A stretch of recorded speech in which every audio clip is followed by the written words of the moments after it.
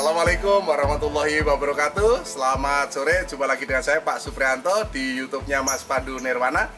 Kali ini akan saya tutorialkan memberikan contoh bagaimana cara membuahkan anggur ya. Tapi sebelumnya kita lihat dulu anggur jenis Tran ya, Mas. Agak mendekat. Kita adu dengan jempol saya. Jempol saya kalah besar dengan buah anggur Tran. Ini jenis anggur Tran. Ini kebetulan satu tangkai lumayan ya, tapi ini sebenarnya kurang gede, biasanya sampai panjang. Ini kebetulan buntet. Nah, akan saya coba buahnya rasanya enak apa enggak. Insya Allah saya jujur ya, orangnya jujur kacang hijau, tapi jujur beneran kali ini. Manis ya. Ini udah mendekati tua, bijinya udah coklat. Dan dia berair ya pemirsa. Dia berair.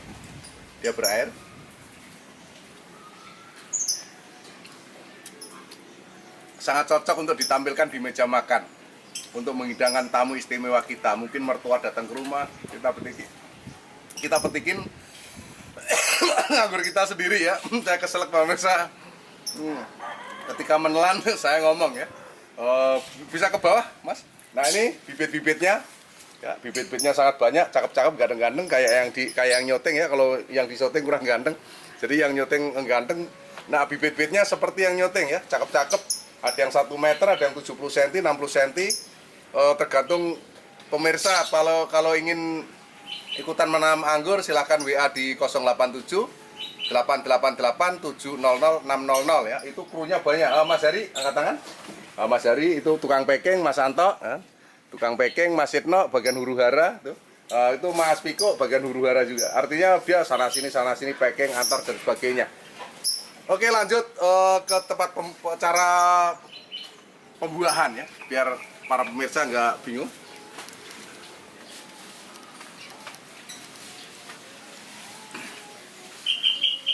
Nah, ini contoh pohon anggur akademik ya, di pot 80. Ini pohonnya udah buah berkali-kali, ini saya geser dulu. Oke, nah ini karena udah buah berkali-kali, kita boleh potong di mana saja ya, potong di mana saja karena kita bentuk bonsai. Terus ini sebenarnya kemarin mau tak bikin tralis melingkar tapi ruwet ya. Artinya tempatnya nggak cukup. Akhirnya asal-asalan saja. Dan ini udah sering berbuah, ini contoh ya. Jadi ketika kita potong, terus kita hentikan pemupukan NPK. NPK yang jenis N-nya tinggi ya. Mungkin kalau bapak-bapak POC, NPK, Penska, KNO3 merah yang air dan beras dan lain-lain dihentikan. Kita ganti MKP sama KNO3 putih, sama kasih asam humat dikit, kasih boron dikit. Kalau enggak pupuk booster ya, pupuk booster bisa dilihat di Shopee Eka Dinda 26 atau Kebun Anggur Papan Atas. Nanti kalau pesen boleh. Tapi sebenarnya anggur berbuah bukan karena pupuk atau apa, karena subur ya. Media tanam bagus, dia subur, dipotong tanpa pupuk apapun dia bisa buah, tetapi kurang maksimal. Kalau pengen buahnya maksimal, bagus seyogianya ditambah pupuk ya. Jadi saya tidak bilang, oh nggak usah dipupuk dia buah, memang buah. Asal subur. Syarat subur adalah medianya poros dan empuk ya. Itu untuk anggur. Terus kalau kita ingin buahnya maksimal, buahnya banyak, tentunya ditambah nutrisi berupa pupuk MKP, KNO3 putih sama boron sedikit asam humat. Sedikit boron ya. Artinya kalau saya ngasih itu 1 sendok MKP, 1 sendok KNO3 putih, setengah sendok boron, terus setengah sendok asam humat. Itu saya masukkan 10 liter air ya, 10 gayung mandi kita aduk, terus kita siramkan per minggu secukupnya saja. Kadang-kadang orang salah penafsiran Pak pemirsa ya, ketika dia mupuk seminggu sekali, hari Senin, Selasa, Rabu, Kamis, Jumat, Sabtu tidak disiram. Akhirnya daun pinggirnya gosong ya, karena ketidaktahuan mereka. Jadi kita pupuk mingguan, artinya tiap minggu kita pupuk, hari Seninnya tetap disiram air seperti biasa. Atau pengen dosis kecil tiap hari dipupuk boleh ya, dosisnya kecil saja. Artinya pupuk tadi yang 10 liter air, kita ambil 1/4 liter air, kita campur dengan 1 liter air, kita siramkan itu nggak masalah. Tiap hari, tiap pagi ya. Kenapa kok harus nyiramnya itu tiap pagi? Karena butuh proses fotosintesis. Itu butuh air yang banyak. Kalau kita nyiram sore boleh, tapi jangan banyak. Karena kalau sore siramnya banyak, biasanya gampang datang hama trip ketika dia banyak air di daun. Ketika banyak unsur nitrogen datang hama trip, daunnya menjadi puret atau daunnya mengkerut ya. Nah, bisa lihat nih kurus ya pemirsa. Nih cabang yang kurus kita potong, nih bekas potongannya. Dia tumbuh tunas ya. Terus dia tumbuh bunga. Nah, kenapa bunganya kecil? Karena memang yang dipotong kecil. Kalau pengen bunganya besar, mata tunasnya harus besar. Nah, kita contohkan. Nah, ini ya, ini potongan di sini Pak pemirsa ya. Ini kita berkat potongan, dipotong di sini ya. Ini cabang sekunder atau tersier udah banyak cabang karena udah berkali-kali buah. Potong di sini tumbuh tunas ya, tumbuh tunas 2, 1, 2. Karena mata tunasnya besar, yang dihasilkan bunganya pun besar ya. No, bunganya besar. Ini bunganya besar. Nah, ini seyogianya dipotong. Ini tunas airnya yang menjurus. Nah, kelihatan no, bunganya besar. Nah, ini yang di sini juga besar pemirsa, 2. Jadi untuk menghasilkan bunga yang besar seperti ini, itu dengan cara memilih mata tunas yang besar ya. Ketika pohon ini subur banget ya, itu saya pilih mata tunas yang besar di sini, terus kita potong, buang 2 daun ya, 1, 2 saya buang.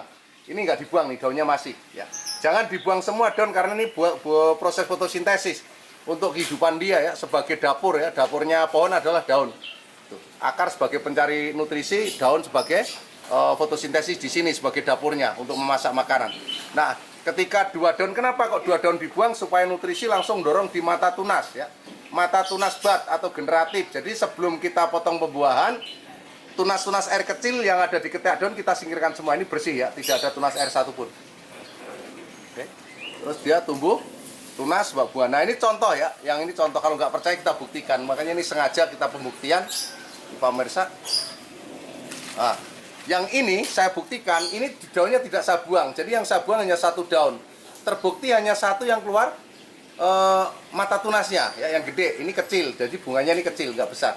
Karena ini ada daun, artinya nutrisi lari ke daun.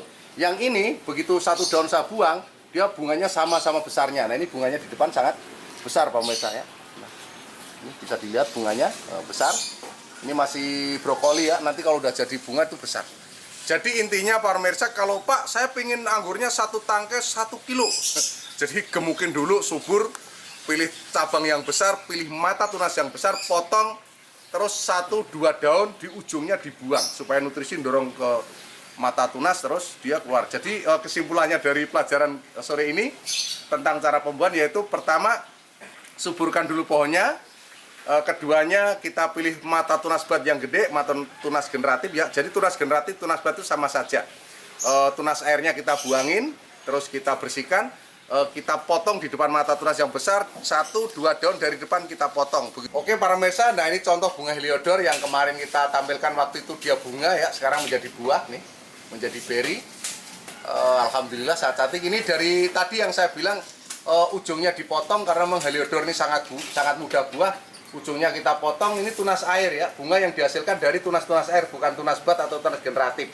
Jadi kalau untuk heliodor bisa menggunakan tunas air untuk berbunga, bisa menggunakan tunas bud. Kalau pengen dompolannya besar, menggunakan tunas bud. Tapi kalau untuk tunas air, dompolannya nggak begitu sempurna dan nggak besar. Jadi kalau heliodor ini paling tidak ruwet, paling gampang buah untuk kelas anggur hijau. Walaupun rata-rata anggur hijau mudah dibuahkan, tapi untuk jenis yang termudah buah, ya ini.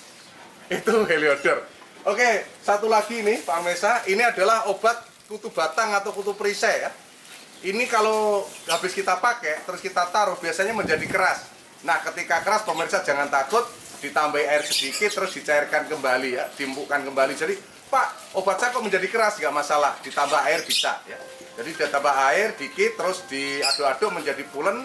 Setelah menjadi pulen, baru kita oleskan menggunakan kuas di batang pohon yang terkena kutu batang, dan insya Allah sembuh. Oke, terima kasih. Assalamualaikum warahmatullahi wabarakatuh.